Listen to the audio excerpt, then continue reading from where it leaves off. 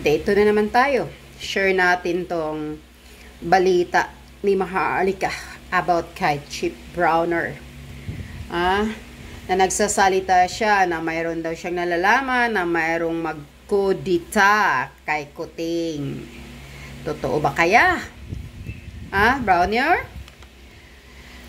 Anyway, pakinggan nyo ang pasabog ni Maharlika sa mga pulpul na mga kasinungalingan, mga hipokrito na naman dito. Mayan na yung alam ko sa'yo. Alright? So ngayon, okay. Ang pinapalabas nila ngayon na mayroong pagbabanta kay Kuting. Alright? So, parang gusto ba nilang, ano ba ang pakaramdam ninyo? Gusto nilang takutin yung taong bayan?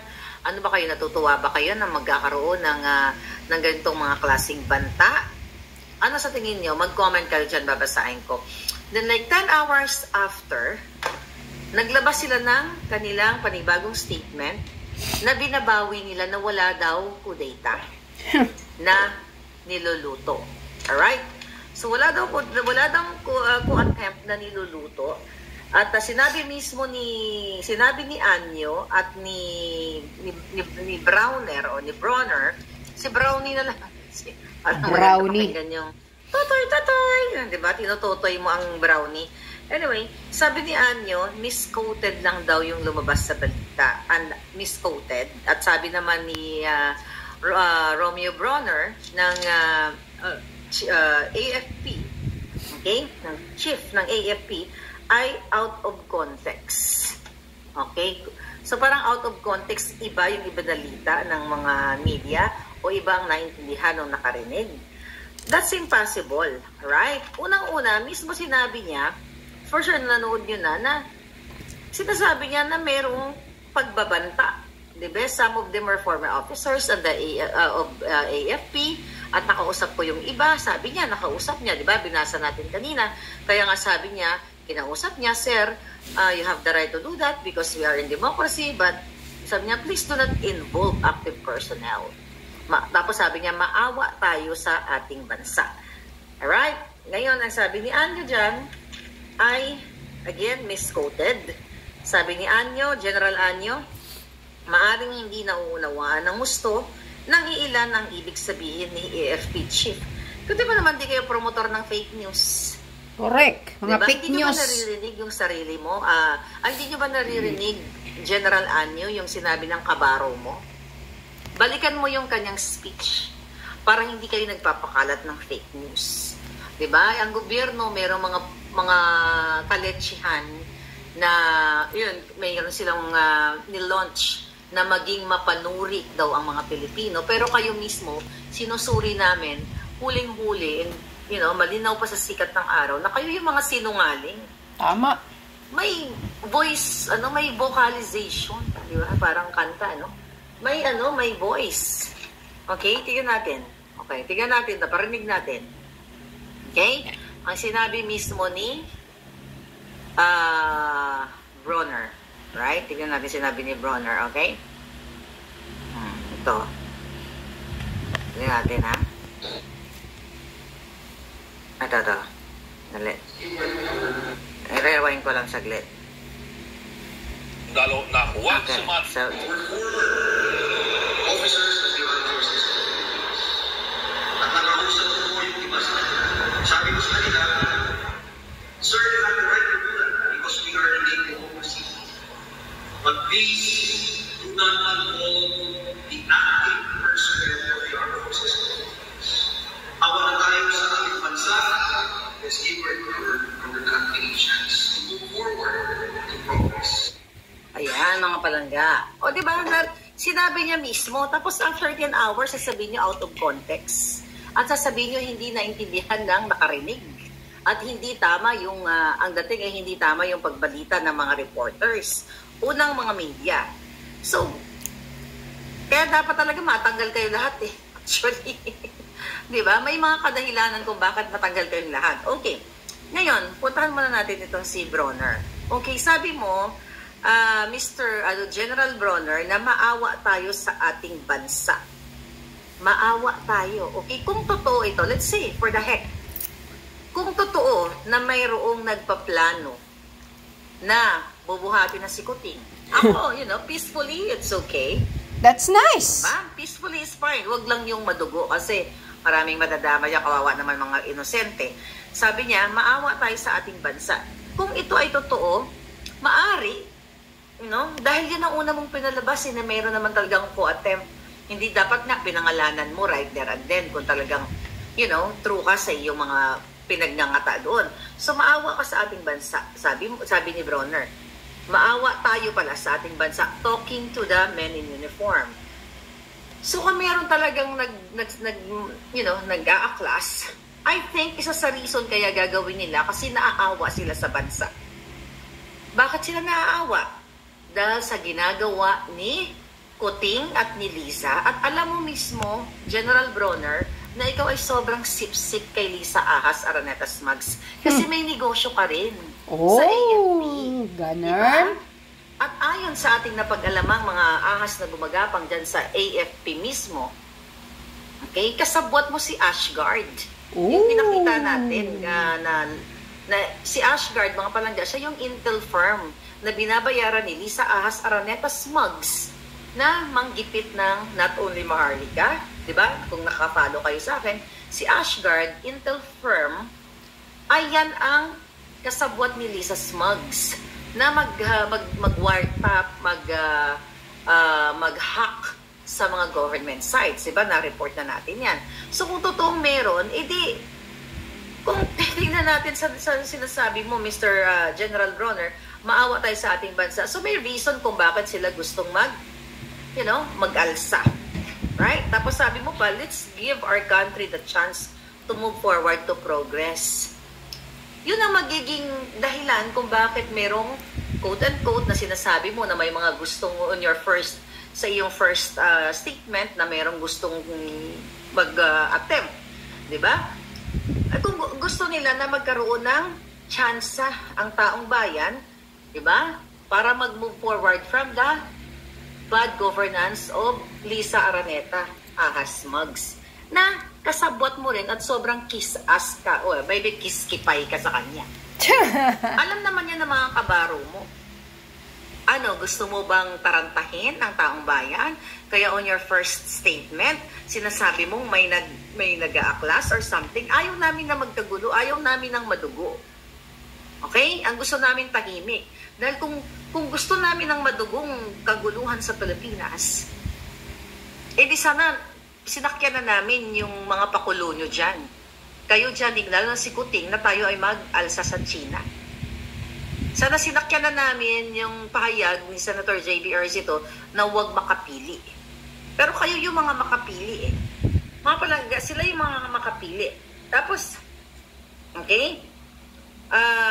Sabi pa ni Bronner, AFP, chief na manatiling professional daw at proteksyonan ang bayan. Wow!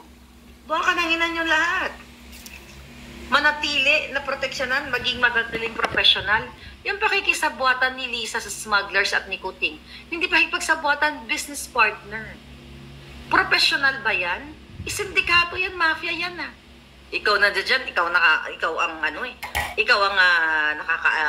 alam mo rin. Well, kasi nakikinabang ka rin, no? Magkano ba kitaan dyan sa negosyo nyo ngayon? Sa pakikipagsabuatan kay Ashgard?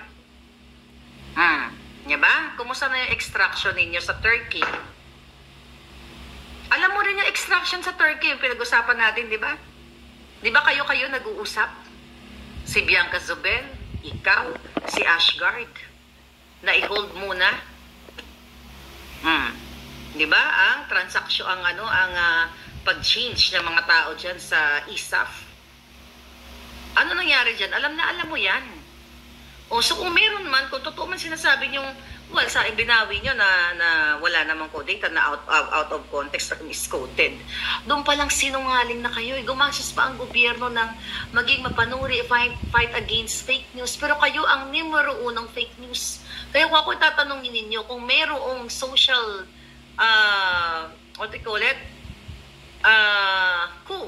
Ibig sabihin, yung mga taong bayan, yung uncoordinated, uncoordinated attempt, peaceful attempt para buhatin si Kuting palabas dahil binababoy niya ang taong bayan, then let's support that.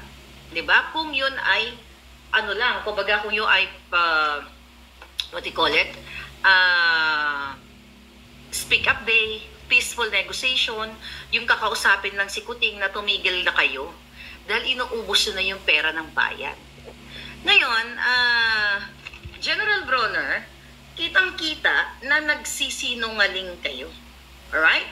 Nagsisinungaling kayo kasi alam nyo mismo sa sarili ninyo na yung mga junior officers, yung mga mas mababa sa inyo, ay punong-puno na ng pighati sa ginagawa ng leadership ni Kuting ng Norte. Ano ba yung reason, mga kababayan, kung bakit mayroong mga ganitong klaseng pag-aalsa ng isang, not only yung mga nasa military, but syempre yung mga tao. Kasi yung mga pag-aalsa na yan, yung mga attempt na yan, yun ay mula sa pighati ng taong bayan because of the bad governance. Ano yung bad governance? Yung mga tulad ng ginagawa ni Lisa at ni Marcos Jr. at lahat ng mga mga alipores niya na economic sabotage. Papasok na naman tayo ngayon kay Michael Ma sa smugglers and hoarders. That is economic sabotage, mga palangga. Sinong naapektuhan dito? Di ba taong bayan? Not only yung regular na tao na walang connection sa gobyerno, kundi pati ang mga military, mga men in uniform. Ito'y punong-puno sila ng pighati sa ginagawa ng Jotang Jenny ng Kuting na ito dahil alam nyo lahat kayong mga ginayupak na si Lisa ang presidente. Correct. Hindi si Marcos Jr. Tama. Si Marcos Jr. ayun abala ng 2:00 ng madaling araw sa Malacanang kasama yung 6 friends niya. Okay? Naghahanap sila ng madilim na kwarto at 2 a.m. Okay? At nagsisesyon ng pulburo kaya nakakita daw ng multo. Nag-hallucinate ang mga buwaka ng James. Imagine yung presidente, okay? Chief of Staff, okay? Chief Bronner. Okay? Kaya ganito yung sentimiento. Kung meron man, kasi yun yung una mong palabas, sakyan natin. Sakyan natin yung una mong sinabi na meron talagang attempt na pababain si Kuting. So, maiintindihan mo sila kasi saan ka nakakita ng presidente ng 2:00 ng madaling araw, imbis na matulog at hindi mapuyat para kinabukasan, hindi siya nagiging gumaganon sa speech niya, bangag-bangag, di ba? Mamaya 2:00 ng madaling araw, pulburon sa Malacanang, tapos kakanta-kanta, let it be, ganun-ganun kasama yung mga kaibigan niya, di ba? 2:00 ng madaling araw, binabatayan niyo ba, PSG? Anong ginagawa ninyo dyan? Well, you know what? Siguro for the first, maybe sa first time ng history ng Pilipinas, meron na bang successful, coup attempt? Well, yung revolusyon na sinasabi ng 1986, mga palangga. Okay? Pwede rin tayo siguro matulad sa sa Niger. Di ba? Yung kanilang presidente doon, si Muhammad Bosom, anong ginawa sa kanya? Nagkaroon ng coup attempts, di ba? At ang kanilang presidential guard ang nag-take over. Okay, Tiani yata yun, si Abdurrahman Tiani, di ba, yung PSG. Naging successful yung kanilang military junta. But anyway, ako naman, kung para sa kabutihan ng bayan, good luck. Di ba? So ngayon, mga palangga, ito lang kasi yan. Okay. Ito lang din ang masasabi ko. Kung totoo man na mayroong nagpaplanong nagbabalak na mag-aklas or kudita, para sa akin, maganda yun. Ang saya-saya. Alam mo, General Bronner, or ano ka ba? Hindi mo kayang mapigilan sa mga salita mo ang mga sundalo kapag sila'y puno na ang salop. Okay? Alam naman namin na alam mo siguro kung anong nangyayari ngayon sa bansa natin, kung ano ang yung hala ni Lisa Smuggs. Kasi nga, sabi pa ni Maharlika, si Lisa Smuggs buntiya kung budlat butod ang nagpapatakbo ng Pilipinas. So, kahit anumang salita mo yan, Bronner, hindi mo kayang pigilan ang sinumang gusto na hilhilain si Baby M sa Malacanang. Good luck! Maganda yun.